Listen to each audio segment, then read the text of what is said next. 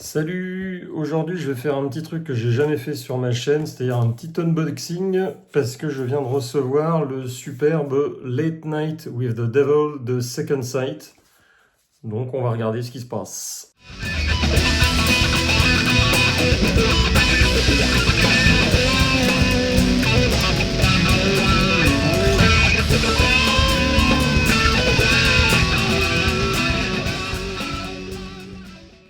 Voilà, donc j'ai reçu l'édition de Second Sight. Donc Second Sight, c'est une boîte anglaise qui édite des Blu-ray et des versions 4K. Moi j'avais reçu avant The Witch de Robert Eggers. Donc si vous n'avez pas vu, j'en ferai peut-être une petite review. Mais voilà, c'est des superbes coffrets. Alors il faut y avoir de la place dans sa DVD Tech ou Blu-ray Tech parce que c'est des éditions, donc évidemment collector très limitées.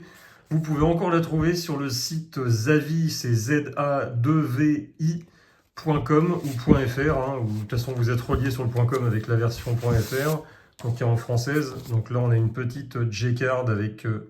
alors c'est une édition anglaise, donc je ne pense pas qu'il y ait les sous-titres français. Voilà, c'est anglais, sous-titres anglais, donc si vous n'êtes pas bilingue, vous êtes un peu refait. Par contre, ce que vous pouvez faire, si vous êtes comme moi collectionneur de Blu-ray, vous pouvez l'acheter, le DVD, le Blu-ray français ou le 4K français, et puis le mettre ensuite dans cette édition. Et donc le coffret, on a des petites cartes cadeaux, voilà, avec les personnages. Donc David Dastmalchian, qui est le seul vrai acteur connu dedans. On l'a vu récemment dans Oppenheimer dans un petit rôle. Il était déjà dans Dark Knight dans un tout petit rôle de Christopher Nolan aussi. Et on le trouvait, c'était un des acolytes, celui qui parlait avec l'accent russe dans les Ant-Man, en tout cas dans les deux premiers Ant-Man, les deux seuls d'ailleurs qui étaient regardables. Donc voilà un peu tous les personnages qu'on va retrouver sur le film. Donc Late Night with the Devil, c'est un film australien de fantastique horreur sur une émission. Donc c'est Late Night, c'est un peu les émissions télé qu'on a aux États-Unis, hein, les late shows comme David Letterman et compagnie. Donc là ça se passe dans les années 70. C'est super bien refait au niveau... Il faut savoir que c'est pas un film américain, c'est un film australien fait par les frères Kearns, hein, Cameron et... Je ne me souviens plus du nom de son frère d'ailleurs, on va regarder là-dessus. Mais c'était Cameron et Colin Kearns, voilà, qui ont aussi écrit le scénario. Et c'est un film à tout petit budget. Donc là, on a un booklet donc, qui raconte un peu comment ils ont tourné le film avec quelques photos de production ou photos du film. Voilà, hein, je vous fais pas toutes les pages du booklet. La qualité est super belle, hein. On a comme un effet vieux papier, mais de très bonne qualité. Donc super épais. Et on a le fameux Digipack, voilà, qui s'ouvre comme ça tout simplement dans le coffret que je vous ai montré, où on a le 4K, donc avec David Dastmalchian qui est le personnage principal, et la fille qui se prétend possédée par un démon dans le film. Je ne vais pas vous spoiler le film. Perso, pour moi, avant L'amour ouf de Gilles Lelouch, qui est devenu pour moi mon coup de cœur de l'année, c'était mon numéro 1. Donc là, moi, c'est un tout petit film. Je pense que certains vont halluciner quand je vais leur dire que pour moi, c'est mon film préféré. Mais c'est vraiment un gros, gros coup de cœur. Donc là, vous pouvez voir l'édition, si vous êtes comme moi fan du matériel, hein, des objets, on a vraiment une super belle édition. Donc je viens juste de le recevoir, donc j'ai pas encore vu la qualité du Blu-ray et du 4K. Moi je l'avais vu personnellement sur une copie, hein, donc je sais que la qualité du Blu-ray est déjà super belle. Je vais le regarder en 4K certainement ce soir ou demain. Voilà, donc on a une super belle édition. Et le film, si vous ne l'avez pas vu, donc c'est un film d'horreur australien à plutôt petit budget, hein. Je ne sais même pas si c'est un moyen budget, c'est un petit budget, ce qu'ils avaient été critiqués aussi pour l'usage qu'ils avaient fait de l'intelligence artificielle sur... Alors c'est comme présenté comme une émission télé, donc on a des passages, à chaque passage de pub ou autre, on a comme des espèces de cartons entre certaines scènes. Et ces fameux cartons avaient été designés par certainement Dali ou une autre partie de l'intelligence artificielle. Donc ça avait été critiqué beaucoup là-dessus. Ce que je trouve très dommage, parce que bon, c'était juste un usage tout petit de l'intelligence artificielle, sachant que évidemment le film a été écrit par des vrais gens, tourné par des vrais gens, hein. Il y a toute une équipe technique derrière, et le film est vraiment absolument génialissime. Donc c'est David Desmatian qui joue un peu le rôle d'un espèce de David Letterman américain, donc un présentateur, hein, comme pour nous, ça serait un Drucker, si vous voulez, une émission voilà, à la Drucker pour recibler à la française, où il reçoit tout un tas d'invités.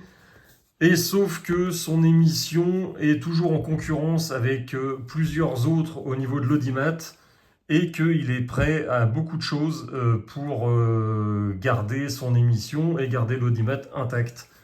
Et il va la nuit d'Halloween inviter sur son plateau une psychologue avec qui il sort et donc sa patiente qui se prétend possédée par le démon, en plus d'autres invités assez particuliers. Étant le seul technicien, voilà, c'est pas terrible au niveau du truc. Donc voilà, pour moi, c'est vraiment un must. Si vous ne l'avez pas vu, jetez-vous dessus. Il est sorti en vidéo. Déjà, il est sorti il y a un petit peu plus longtemps que ça. Je crois qu'il est sorti en septembre, hein, exactement. Moi, c'est l'édition collector, donc elle a mis plus de temps à être finalisée et compagnie.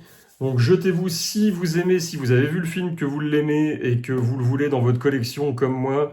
Donc c'est l'éditeur c'est Second Sight, mais vous trouvez ça sur zavi.com ou .fr, peu importe, c'est la même société, sauf que le site est écrit en français si vous prenez la version .fr évidemment.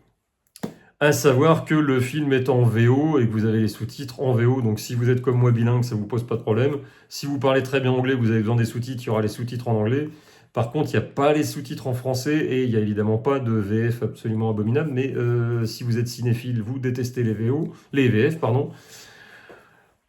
Jetez-vous dessus, c'est vraiment une pépite de film d'horreur, c'est bricolé, c'est fait avec très peu de moyens, mais comme pour les meilleurs films de John Carpenter, c'est super méga efficace. Alors je comparerai pas au maître John Carpenter quand même sur certaines œuvres, mais franchement c'est un bon coup dans les gencives, hein. Moi c'est quasiment mon 2 ou 3e film préféré de l'année, donc avec L'amour ouf et The Substance qui sortira la semaine prochaine. Et là, pour le coup, c'est pas américain, mais c'est australien. Et c'est super efficace. David Desmatian, qui a d'habitude de reléguer au second rôle ou au tout petit rôle, là-dessus, a le premier rôle. Et il est vraiment excellent. Les décors, la reconstitution des années 70, l'espèce de feeling qu'on est vraiment dans une émission, c'est super bien fait. L'horreur est amenée crescendo. Je vous révèle pas le truc, il y a une fin assez particulière, je vous spoile pas.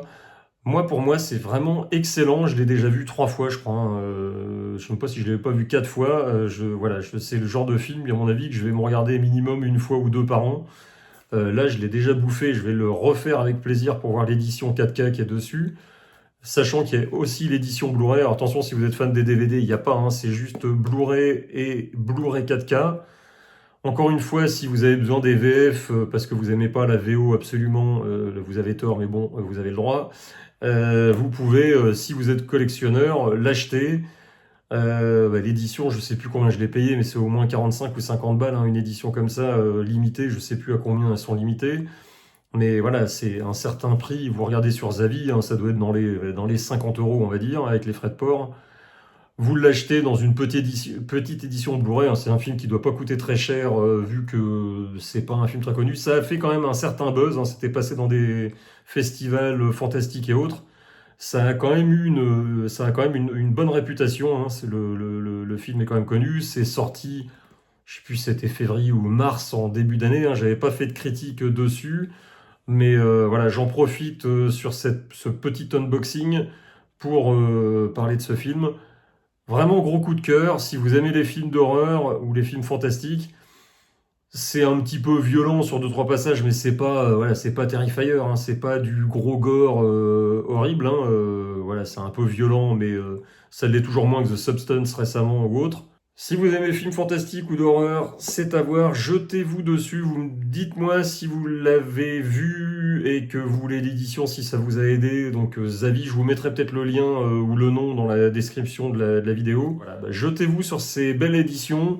En sachant que The Witch de Robert Eggers, je crois que l'édition n'existe déjà plus. Alors, à mon avis, vous pouvez la trouver, mais très chère, certainement sur eBay.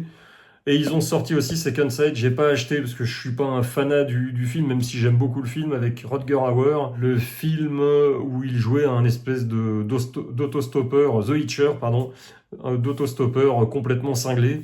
Donc ils viennent de sortir l'édition qui est encore également disponible. Je me tâte personnellement parce que j'aime bien le film, mais je l'ai pas vu depuis très longtemps. Mais avec des éditions pareilles, voilà. Si vous aimez les Blu-ray et les médiums physiques, hein, et que vous en avez marre de plugger une clé USB ou d'aller sur des Netflix ou autres, vous êtes comme moi un gros fan à l'ancienne. Second Sight, c'est Late Night with the Devil et c'est excellent. Vous m'en direz des nouvelles. Et à bientôt.